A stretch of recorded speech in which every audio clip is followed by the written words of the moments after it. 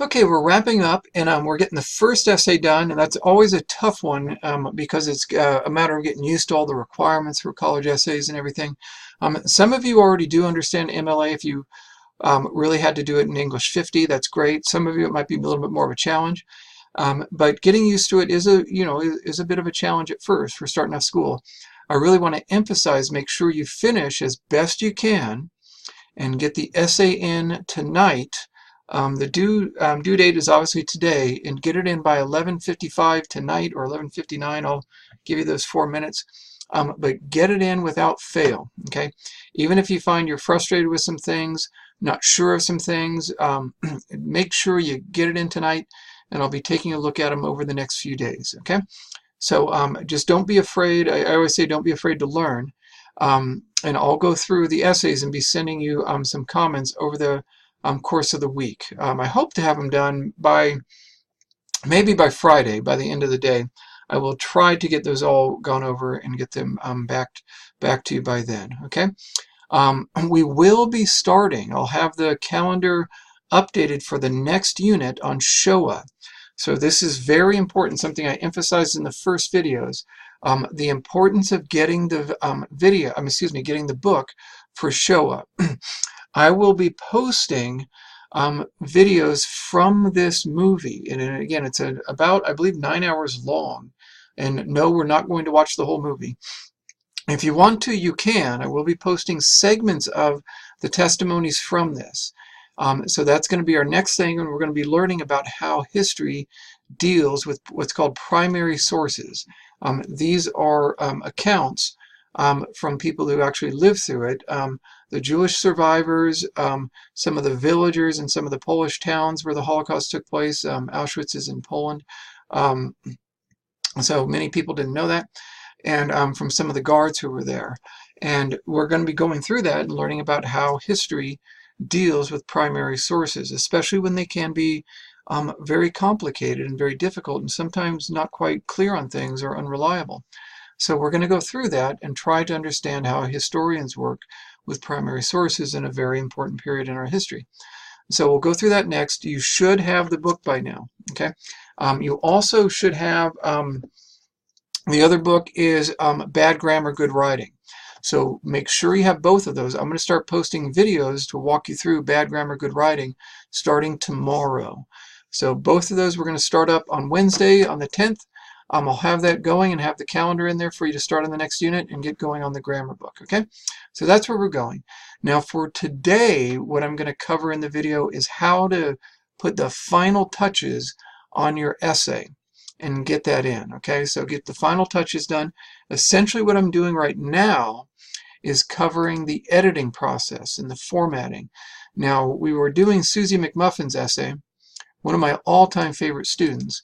Now, a very important thing to understand is this is essentially a mishmash of different essays that aren't done quite right. This is essentially my tool for demonstrating what I want you to have for the appearance. I'm not going to go through the content of all this, but I'm going to walk through what should be in there, and mostly on the superficial issues with how it's formatted. The superficial issues become the primary focus after you have developed the ideas in the early draft stages. That's what we did with the evidence. That's what you focus on early on in the writing process, is on the evidence. And you develop your ideas from the evidence. In the middle draft stages, you start developing the content and start working on taking care of the formatting issues, the general issues with how things are developed, how things are set up, and making sure it starts to look like an essay. You should have written in the middle draft stages your introduction, set the context for all of your quotations and everything else. So you should have done all that work in the middle draft stages, okay? In the final draft stage, that's where you make sure everything's really good and looking sharp and all that. Now, you can develop some of your ideas in the middle draft stages and take care of some of those ideas, maybe adjust your quotations a little bit. You can do that stuff. That's fine. In the final draft stage, I'm going to take a second look at my thesis statement and just give you a possible thesis statement for a bit. but I'm going to focus on the formatting things, the superficial things.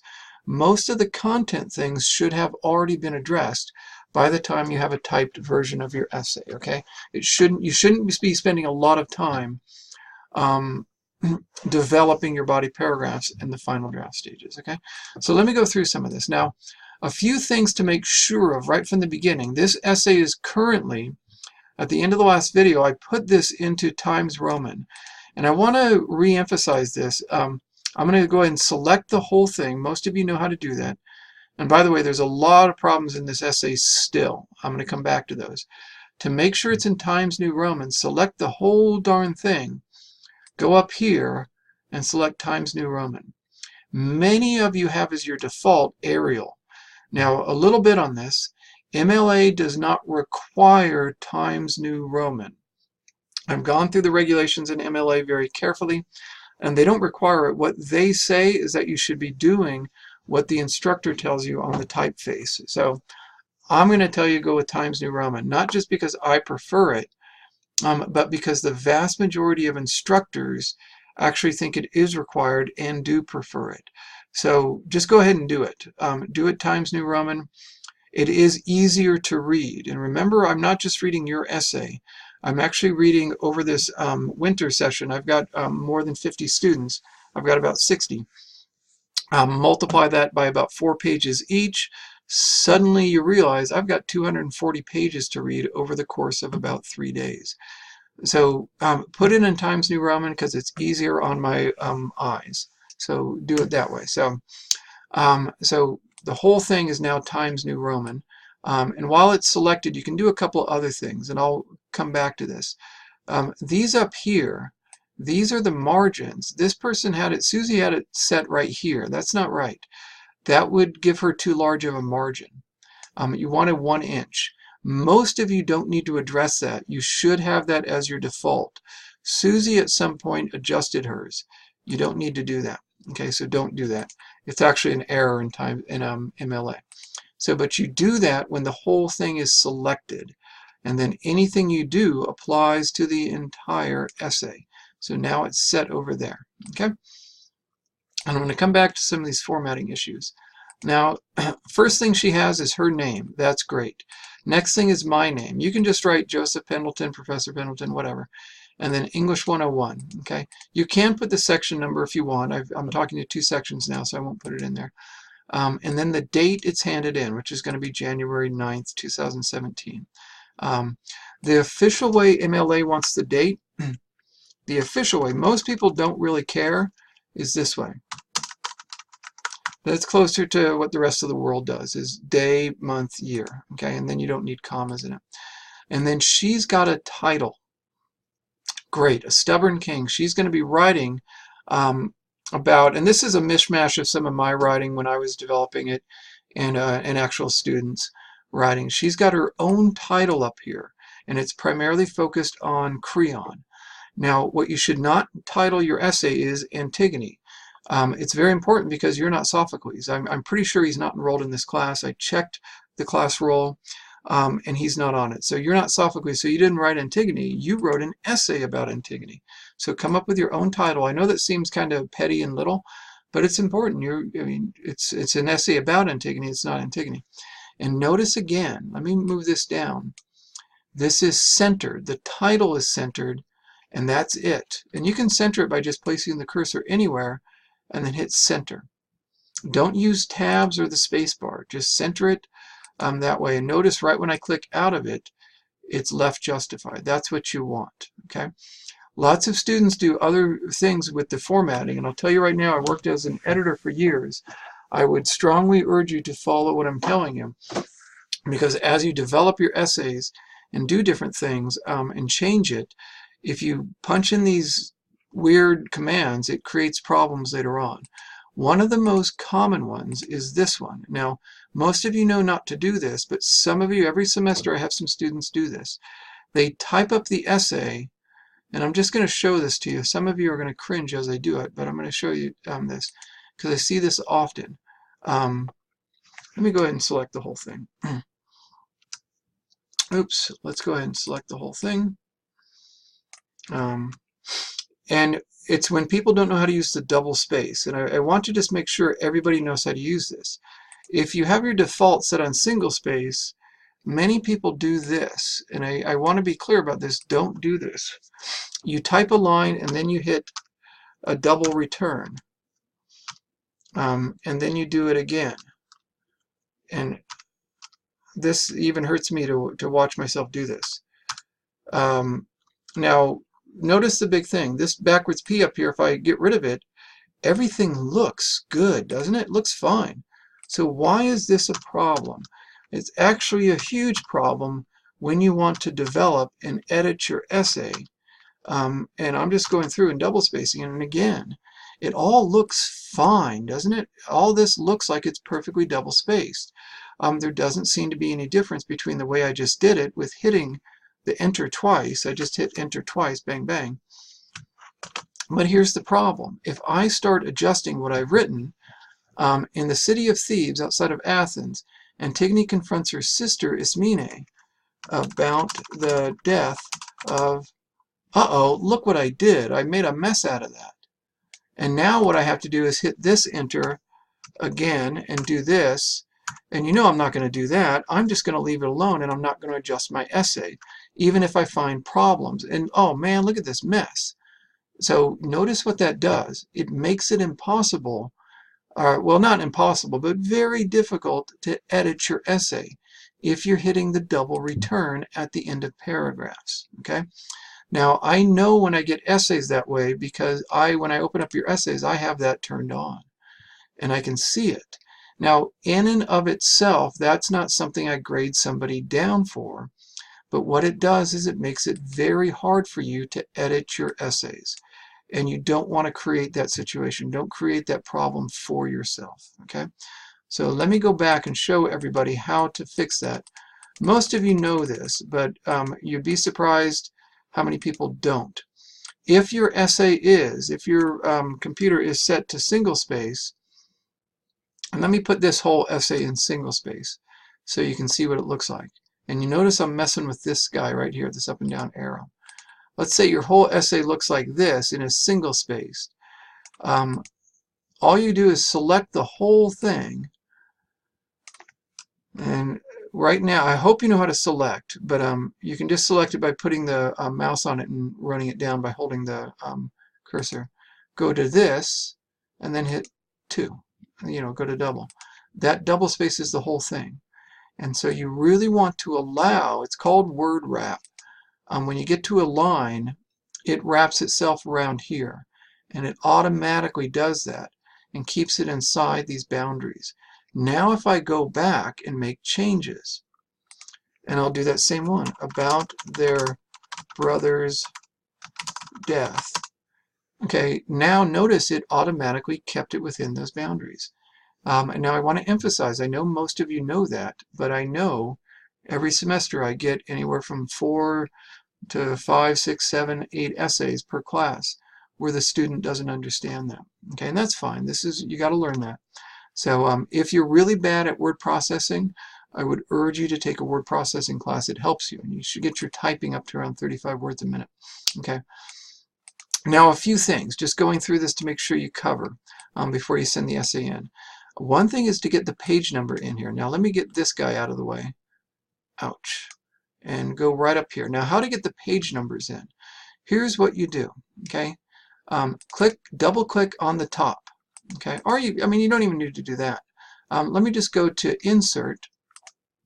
And then I want to go to Page Number. Now, if you've got Apple Pages or one of the other processors out there like Xword or something like that, I can't tell you for sure, but they often work in a very similar manner. Insert Page Number right here. Okay. Insert. So normally the computer's on Home. You want to click on the Insert. This is up here, looking up to the top. Insert Page Number. And what you do is, and it gives you a pull-down menu or drop-down menu, go to top of the page. Okay, let's do this one. Plain number 3. This puts it in the top right corner. Click on that. You're almost there. Notice it inserted a page number, and let me show you this neat thing. It did it for all the pages. There's the top of 2, and it knew, magical, it knew this was page 4 we're getting to, okay? Now, a big thing is I am inside the header. This is the top of the page. I can do stuff inside here. Now I'm going to double click right next to this 1, and this is what you need to do. Go to that 1, click on it, and then put your name. This is Susy Mcmuffins' essay. So now I've got this, and now I can double click back into the essay. And bang, it's got McMuffin at McMuffin 1, McMuffin 2, McMuffin 3, McMuffin 4. It's got McMuffins all over the place. We're buried in them. Okay, so that's how you do the page numbers. I find most students don't know how to do that. So go to Insert, Page Number, top of the page, and then pick this one that puts it on the right, and then click on the number. Notice I'm clicking on it here. Get your cursor in position. I just did a back. I just went with a back arrow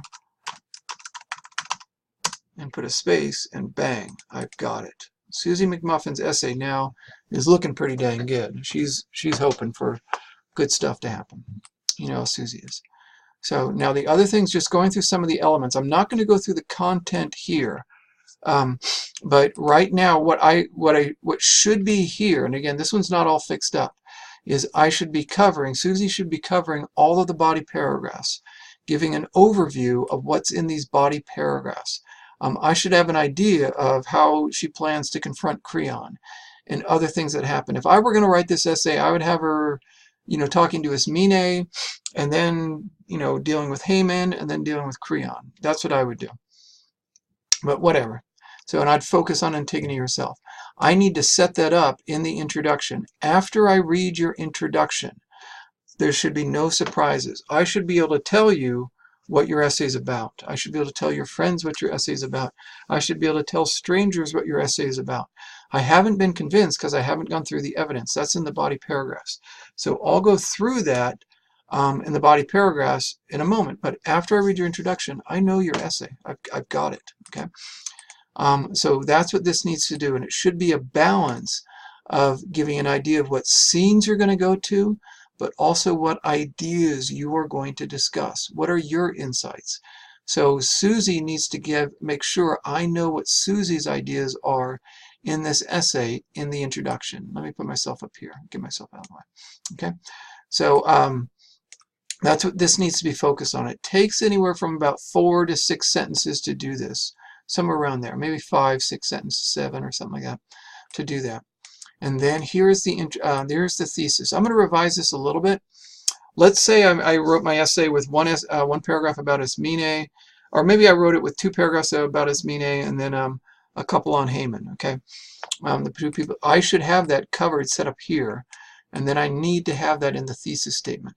And it's going to be on her confusing disloyalty and loyalty. Disloyalty to Creon as loyalty to the dead, to her dead brother. Antigone's actions with both Ismene and Haman show that she is more concerned with the display of disloyalty to Creon, disloyal to Creon rather than, and it's not to the dead, because I don't think you actually can be loyal to the dead. So the display, you can be respectful. The display of disloyalty to Creon rather than a sense of loyalty to the well-being of those closest to her. Okay, so that's a little bit better of a thesis. And notice I'm revising it at the end because I want to make it fit with what's in my body paragraphs. Okay, and I'll just go through the formatting of the rest of the body paragraphs because we've talked about this first body paragraph. So there's a thesis, that's my insight. Many of you probably disagree with it, and that's fine. And I should disagree with your thesis statement, and that means I'm going to learn something. this is going to be something new. Okay?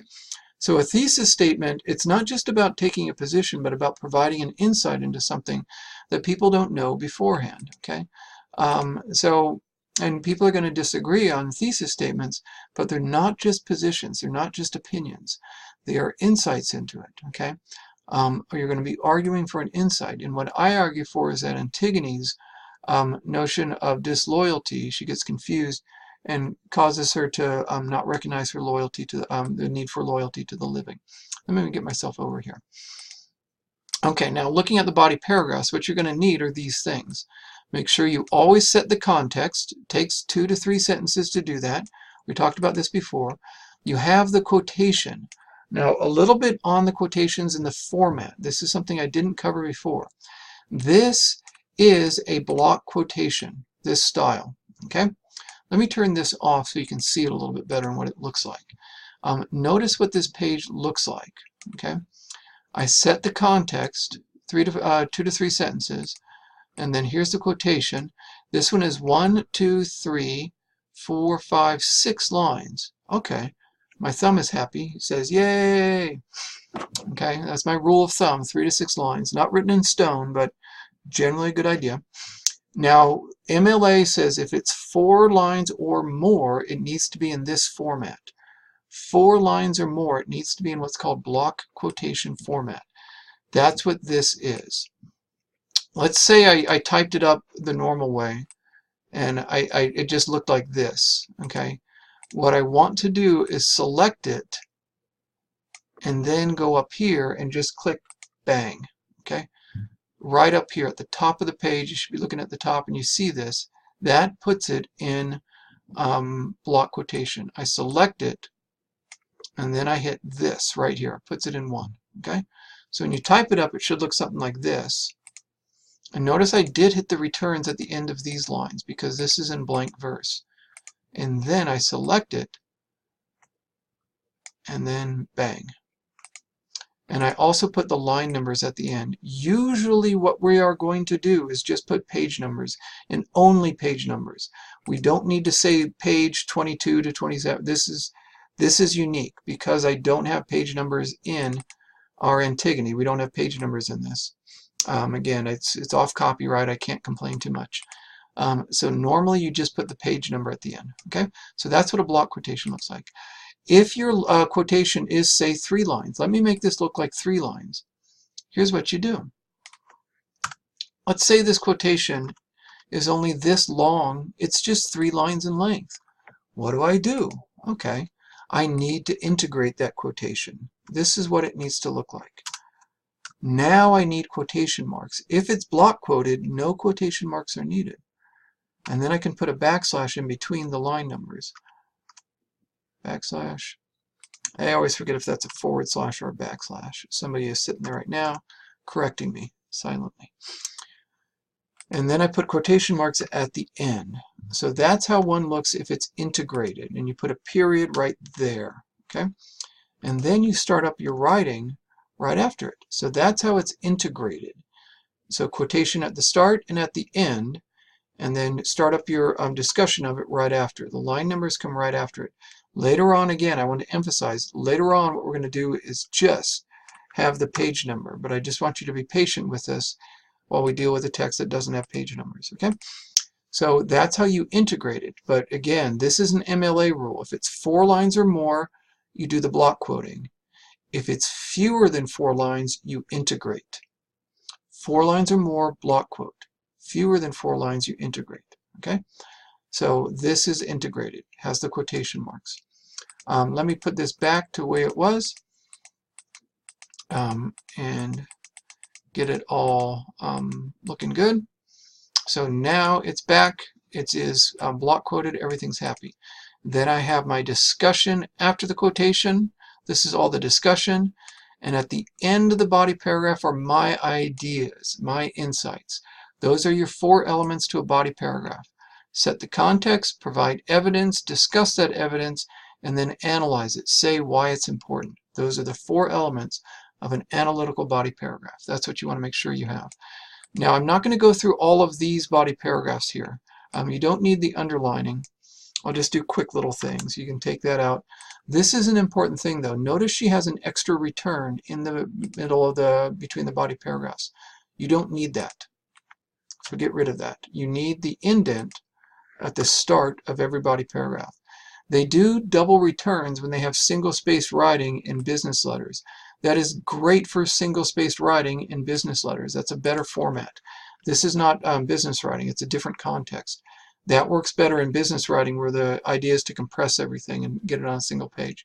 In academic writing, you want everything double-spaced, and you don't need to have a double return like this student had in between the body paragraphs. So get rid of all those. No need to underline things. I missed one up there, but no big deal. So these are all the format and superficial things.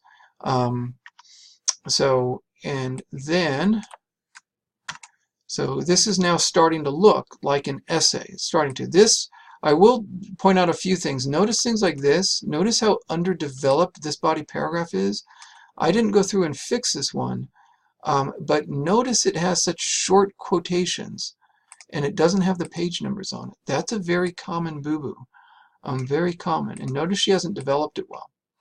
This body paragraph right here is a common problem in that it's underdeveloped. I would fix this by first getting more of a quotation and then developing it more here, describing it more carefully, and then analyzing it a little more carefully. This is an underdeveloped body paragraph right now.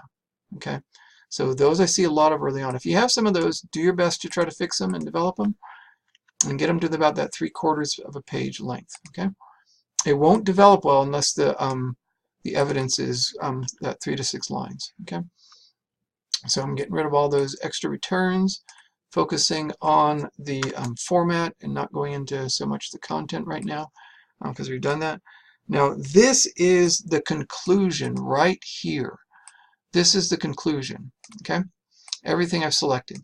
The very first sentence of the conclusion needs to be a restatement of the thesis. Okay, so I need right here my statement about Antigone. Play Antigone confuses her disloyalty to Creon with a loyalty to her dead brother Polynices, and that causes her to hurt those closest to her sister Smine and her fiance Haman. So that's actually a slightly different thesis than I had before. Basic same idea, but it's a little bit better actually, I think. So that I can, revise my thesis, but that's the first sentence of the conclusion. Okay, that's what you're looking for. And then the rest of the conclusion should summarize your insights from throughout the essay. So let's get rid of this, that underlining that I had in there. You shouldn't have any quotations in your introduction or conclusion. That's you're summarizing your ideas. You're putting it all together. Okay. Now at the very end of the essay, normally the works cited is a separate page. If you want to hit a separate page, hit Control Enter. Okay. So let me undo that. Let me go over here, sit in the back of the class, and I'm going to undo it. I hope you guys know about this. I hit Control and then I hit Enter, and that puts me on a separate page. Okay. I don't require that. In fact, I'd prefer folks didn't do it, but that's me, just because I think it wastes paper. But anyway, you are supposed to have this on a separate page. Okay, let's get that double-spaced. Everything in your essay should be double-spaced. Okay, so let's put it on a separate page. So I'm doing official MLA with you guys. And now this is pretty dang close. Let me go through all the elements here. Okay, the works cited should be centered. So once again, I place my cursor on it, and then I center it. There you go. Now here's the order of things. The name of the author first, Sophocles. The name of the work next, Antigone, and put that in italics. Okay. The translators come next, translated by Dudley Fitz and Robert Fitzgerald. They translated it. This is information I'm going to give you it's not included in our copy of Antigone. In other words, who published this darn thing? They didn't put it in the PDF, so we got a bit of a problem. The best thing I can find is that Mariner Books is the one who originally published this, okay? And their last edition is 2002. So use that information. Sophocles, the work is Antigone, translated by Dudley Fitz and Robert Fitzgerald from Mariner Books. Notice this is not indented. The first line of MLA is not indented. The second line would be. If I had more information, it would go on the second line, and then I would indent the second line information. But we don't have it. So this is all you need. Okay? So, and then I hope that covers everything for you on the essay. Definitely make sure you get it in. And like I said before, go to your email. Everybody should go to class email, go to create message, send it to me. Let's find me. Where am I? I'm the instructor. Put me over there. And then put your Antigone essay. And then, and I know most of you know this, hit the attach, and then go and get your essay and attach it, and send it on in by 11:59 tonight. Okay, so do your best, guys. All right, take care.